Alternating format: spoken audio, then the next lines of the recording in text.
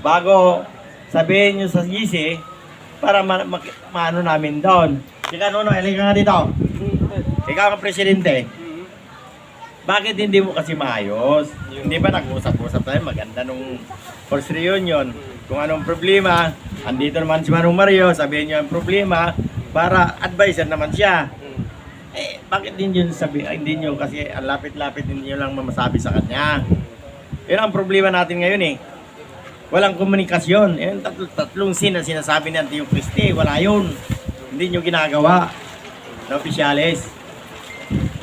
Oh. Dapat ang saya natin ngayon, marami tayo sana eh. Kaso ang marami doon lang sa attendance. Oh, anong serve yung attendance kung pupunti naman tayo dito sa ano? Ay, ayun. Ayusin nyo yun. Ayusin nyo. Pakinggan nyo at pag-uusapan natin kung anong magandang gawin natin. Pakinggan ko yung sabi ni happy sila. Paliwawan na hindi yun na Christie. Maganda. Para sa atin yun, ano natin yun, kagandaan natin yung inumpisa natin rin yun.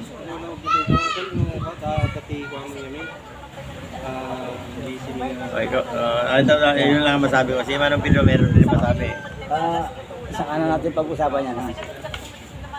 Makinig kayo mga apo. Apo na eh. Makinig kayo. Ito seryoso. Hindi na joke. Wala nang joke.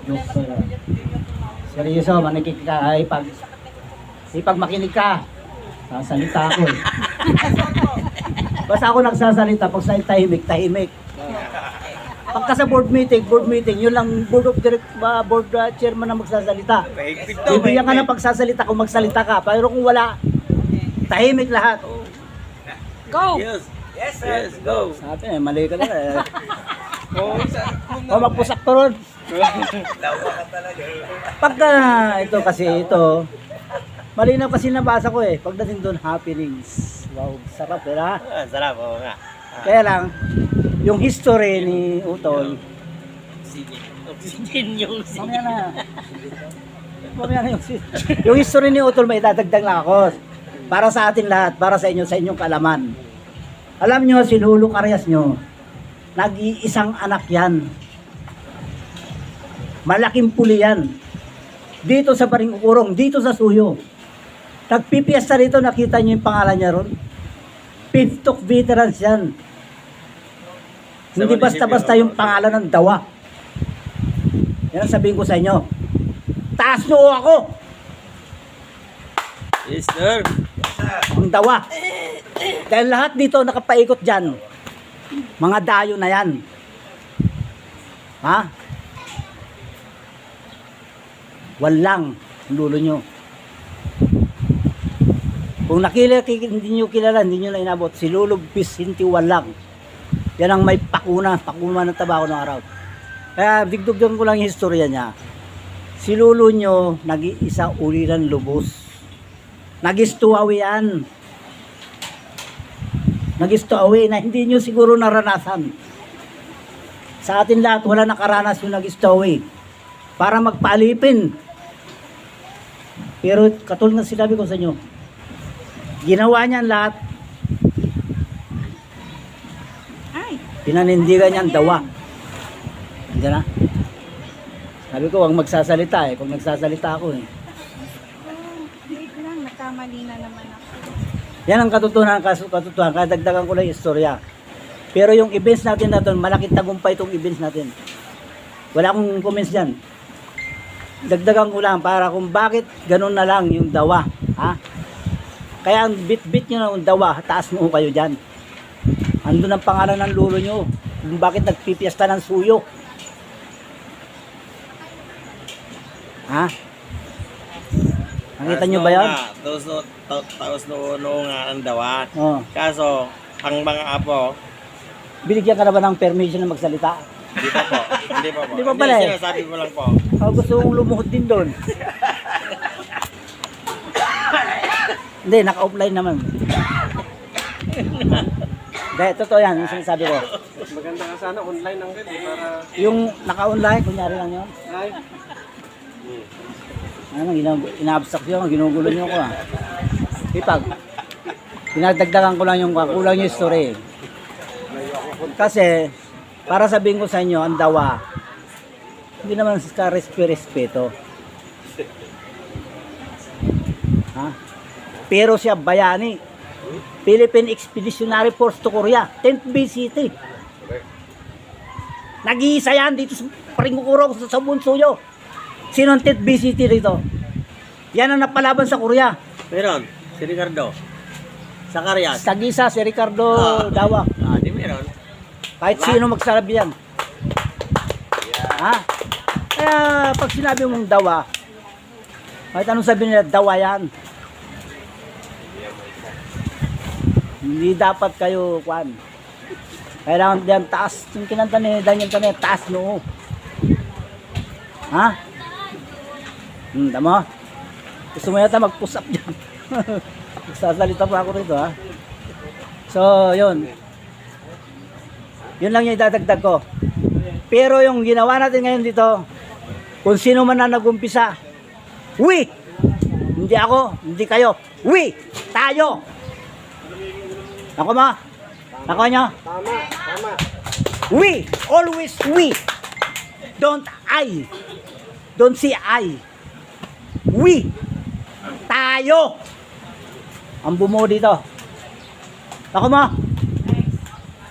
Nakunin, boss. Nakuha nyo? Yes! May busis pa dyan! Hello! Parang hindi ko nakuha. Hello! Kabagay sa. Hindi nakita? Hindi ko ano eh. Ano man ang gawin mo? Hala, wag, gusto nyo, joke naman, joke. Hindi, walang joke. Okay lang. Seryoso. Walang joke. Tumawa. Hindi. Kanina seryoso. Eh, joke na tayo. Tapos na eh. Niniwala na seryoso. Nasabi ko na. Yung ano, Lolo Carias nyo, ituloy ko. Matagal pa ba yung ano? Yung Lolo Carias nyo, nag-iisang anak yan, uli lang lumabas. May kapatid dyan. May kapatid dyan sa pangalawa. May kapatid dyan. Si, yan, alam ni Kuya Mario yan. Si Uncle Pidring, si Auntie Juaning, Auntie Lusing. Hindi ko pa alam yung iba. Tatlo yata nga yung kapatid. Mayroon pa yung dito sa Kipusa. May mga kapatid dyan, pero siya talaga nagsusulo. Kaya tinindig niya. Yan ang istorya na eh. Ulo ka na yan. Ha? Kapsat na tiina. Hindi. Si Eddie Kabugaw. Isang dawa. Nag-iisang dawa, kapsat niya na. Sa ina. Sa ina. Yun yung istorya. Kaya may mga kamag-anak tayo, kamag-anak ko yan. Bukong. Mayroong bukong, mayroong hindi ko alam yung iba. So yun yung istorya niya. Kaya kung maisulat yung kasaysayan ng lolo nyo, hanggang sa nag-asawa sila ni lolo nyo, napakagandang love story yan. Parang susundan ko yata eh. Nabiyudo si lolo nyo eh. May dalawang anak yan nga si Kuya Junior sa si Kuya Mauro. Nakuha nyo na. Kaya pag sinabing dawa, hindi basta dawa. Proud.